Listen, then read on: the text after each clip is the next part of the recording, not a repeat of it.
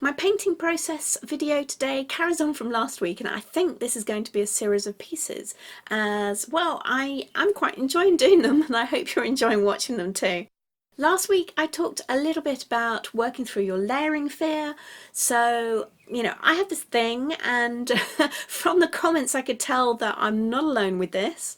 And that thing is that I will usually get to some point during my piece and during those layers that I kind of have the urge to stop. And not because the piece is finished, but more because I'm afraid to continue and, afraid to mess up or go too far. So I shared the creative exercise last week that I've been doing to help me to overcome that fear, along with a time lapse of one of the paintings that I did. And if you missed it, I will put the link in the cards and also in the description too. So this week I've got another time-lapsed painting process piece for you using that same exercise.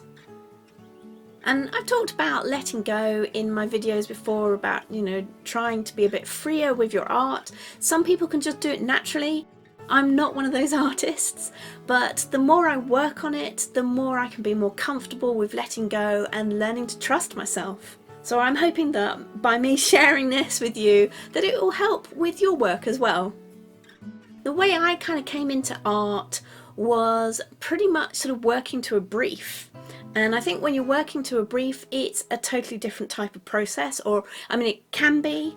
The way I was doing it, it was definitely a different type of process. And I think it fits well with the type of person that I am. But since I've been doing more exercises about letting go and being a bit freer and trying to work through my fear, then I have been getting more used to doing that and enjoying it immensely. Now I think a piece like this, we could even talk about knowing when your pieces are finished, and maybe that will be a subject for another video. But not today, because I've got a huge old list of jobs I need to get through. So grab a cuppa, enjoy watching this piece evolve in front of you, and I will be back later in the video with some more information about the surface that I'm working on. But don't forget that the products are all listed in the description if you need them, or you just want to know what I'm using.